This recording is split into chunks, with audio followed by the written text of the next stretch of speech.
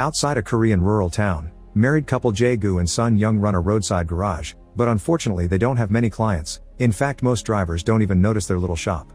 This means they're barely making enough to survive, and this makes Sun-Yeong's relationship with her family tenser than it already was.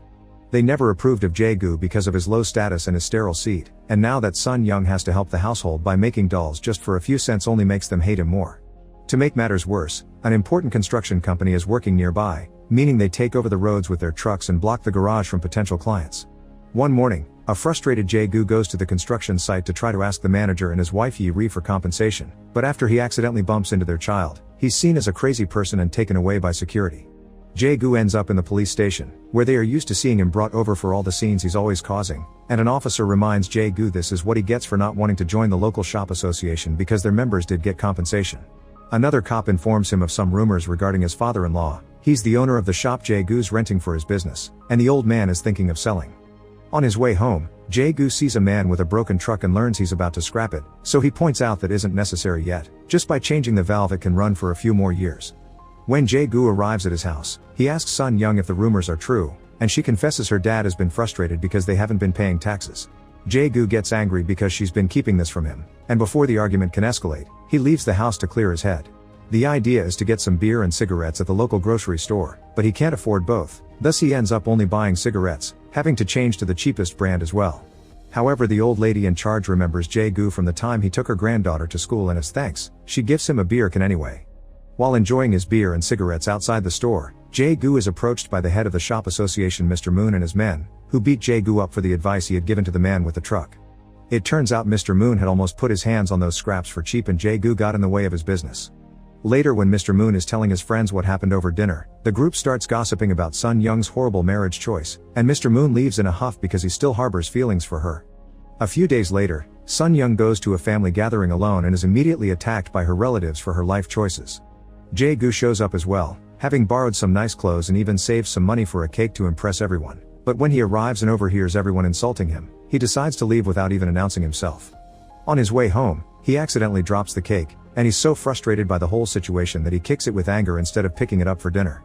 At that moment, Jae-Gu notices a car stopping in the middle of the road because of a flat tire, so of course he immediately offers his services to change it as he explains the construction trucks that pass by drop all kinds of scraps. Since it's late at night and they're in the middle of nowhere, Jae-Gu takes the chance to charge extra for the job, knowing the client has no choice. Afterward, he goes back to the road to check on anything else that may have fallen from the trucks just in time to see Sun-Yeong arrive in a relative's car. The driver doesn't even say hi to Jae-Gu, and when he complains, it triggers an argument with Sun-Yeong, who is tired of being caught between her family and her husband. To calm her down, Jae-Gu shows her he made some money tonight.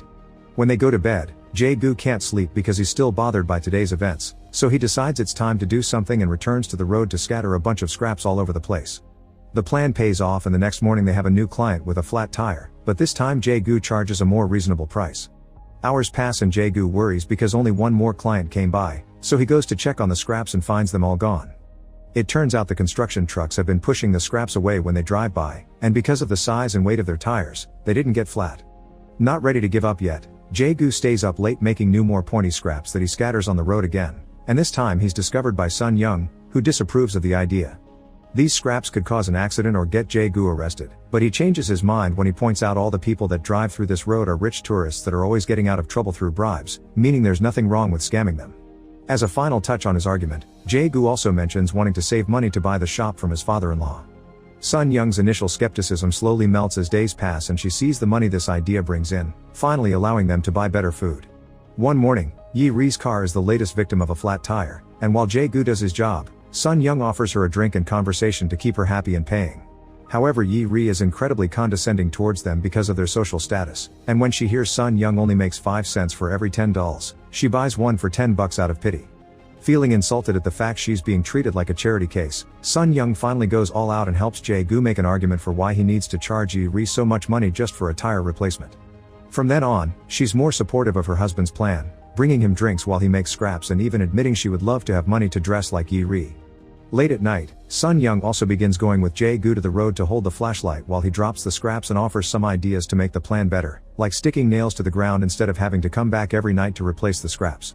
One evening, they're found by a police officer that wonders what they're doing on the road at this hour, But they manage to quickly get him off their backs by pointing out he's using the police car for personal matters, judging by the fact he isn't wearing his uniform and there's a girl with him. The next morning, the couple doesn't have any clients because they're laying low for a few days after their encounter with the police. But since Sun-Yeong's received her payment for the dolls, they decide to treat themselves with it. Jae-Gu goes to the grocery store for beer and to clear his debt, taking the chance to give the kid a ride on his scooter to celebrate, and Sun-Yeong does her hair in the salon for the first time in years. The fact the couple is doing better financially now soon reaches Mr. Moon's ears, who begins getting suspicious. When night falls, Jae-Gu and Sun-Yeong return to the road with a drill and stick their first nail in the pavement. The new plan works, and soon Jae-Gu tells Sun-Yeong she can buy as many dresses as she wants, but he won't be spending much because he wants to concentrate on buying the shop. Meanwhile, Yi-ri discovers her kid has been kidnapped. When the police ask her about anyone that may have a grudge against her, she comes across the doll she bought from Sun-Yeong and accuses the couple of being scammers. The police chief doesn't think he has enough evidence to arrest them, but things take a quick turn when one of the officers shares the fact he saw the couple behaving suspiciously on the road the other night. In just a few hours, the cops find Jae-Gu and arrest him, but not Sun-Yeong, since they've heard about him making a scene on the construction site and bumping against the child, making him the prime suspect. While Jae-Gu is interrogated at the station, the police search the shop, and Sun-Yeong's dad has to be there as the owner. Instead of being helpful and supportive of his daughter though, he keeps insulting Jae-Gu and telling Sun-Yeong that she's reaping what she's sown. At the end of the day, there's no evidence to be found anywhere and Jae-Gu is released without charges. The police chief drives him home as an apology, but while at first he shows an understanding of his situation, soon he's telling Jae-Gu to stand up for himself and to stop bringing his men trouble. The following morning, Jae-Gu gets his tools ready to go back to the road since they've been losing money while he was away. Sun-Yeong worries about her husband and the possibility of being found out, but she can't convince him to take a break. In the meantime, Mr. Moon is still convinced that Jae-Gu is hiding something, and since the police can't do anything without proof, he agrees with his brother the cop to take turns keeping an eye on the garage couple. The next time Sun-Yeong goes to the road to stick a nail in it, Mr. Moon sees her and finds the nail after she's gone, so now he has to think of a way to use this information in his favor. Now that the nails are out again, business picks up once more and the garage couple can afford to eat out, so they don't hesitate to treat themselves. One afternoon, an elderly couple gets a flat tire on their way to the hospital and asks Jae-Gu for a discount, but he still charges them the full price.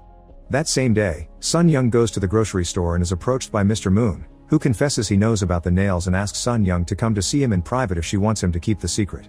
When night falls, neither of them can't sleep. Jae-Gu feels guilty about overcharging the elderly couple because now he keeps thinking about his own dead parents, and Sun-Yeong is worried about what Mr. Moon may do. Pretending to be asking a rhetorical question, Sun-Yeong wonders what they should do if someone ever found out about their scam, and Jae-Gu replies he would quit before that person went to the police. The following day, Sun-Yeong thinks thoroughly about how much this plan has improved their lives and takes the hardest decision in her life. She goes to see Mr. Moon and accepts to get busy with him in the backseat of his car to buy his silence. Afterward, Mr. Moon tells his brother to drop the surveillance on the garage couple. Paying for Mr. Moon's blackmail leaves Sun-Yeong feeling incredibly dirty, so when she comes across some old friends that invite her to come shopping with them, she accepts in order to take her mind off things. By the time she returns home, it's incredibly late, but she's looking like a whole new person with her new hairdo and dozens of cute dresses. Jae-Gu complains about the lack of homemade dinner, but Sun-Yeong ignores him and takes a shower using a dangerous solvent because there isn't enough money in the world to make her feel clean again. It isn't until Jae-Gu goes to sleep that Sun-Yeong allows herself to cry her heart out. A few days later, a car crashes in the rice paddy near the garage. Knowing the police will be there soon, Jae-Gu rushes to the road to take out the nails and notices a man coming out of the car. As soon as this man sees he isn't alone, he runs away as if he was guilty of something, so Jae-Gu checks the car and discovers the kidnapped child. In just a couple of hours, reporters rush to the shop to interview Jae-Gu, who is seen as a hero now, and even the governor comes by to congratulate him. Sun-Yeong's father shows up too, suddenly pretending to have always loved his son-in-law just to have a chance to befriend the governor. The rescue of the child earns Jae-Gu a hefty cash reward that he uses to finally buy the shop, although Sun-Yeong refuses at first because her dad is charging them extra on purpose. Jae-Gu is aware of this and buys it anyway because he enjoys being passive-aggressive toward his father-in-law while they sign the papers, shaming him in front of the whole family for scamming his own daughter. The couple also buys a nice car, but their spending doesn't stop there. Now that the town sees them as trustworthy heroes, they put nails on the road again and the business continues to bloom. They get an electric sign for the shop, fancy clothes for both of them, and even visit expensive restaurants, where they discuss the possibility of one day moving to the big city. This also means Jae-Gu is getting most of the car repair business and leaving Mr. Moon with fewer clients, which causes him to call Sun-Yeong to do more blackmailing, but Sun-Yeong ignores his calls. From then on, a mysterious car begins following Jae-Gu again. One afternoon, Jae-Gu is in town enjoying a beer at his usual spot when he suddenly hears some commotion and follows a cop to the hospital, where he learns his nails have caused an accident and now a driver is hurt. While Jae-Gu tries to deal with his guilt outside the hospital, Mr. Moon finds him and tells him to go away before he tells everyone that this is his fault. Startled, Jae-Gu gets in his car to go home and cries when he remembers Sun-Yeong's supposedly rhetorical question, which means she's always known about Mr. Moon. Speaking of Sun-Yeong, she's in the middle of the road adding more nails, causing Jae-Gu to finally have a breakdown and drag her home, where he tries to find the money she's been saving to burn it off. Crying, Sun-Yeong tries to stop him and has no choice but to confess what she had to do to keep Mr. Moon quiet. Since what it's done is done, Sun-Yeong would rather enjoy the money instead of letting her sacrifice be in vain. Overwhelmed with guilt and pain, Jae-Gu rushes to the road to take off the nails, but they've done their job well and they're impossible to move, not to mention the sheer amount of them. The next morning, while Sun-Yeong continues to enjoy her new dresses and makeup, Jae-Gu borrows a truck to drive it down the road, hoping its weight will bend the nails once and for all. Make sure to subscribe and turn on notifications so you can watch more videos like this. Thanks for watching.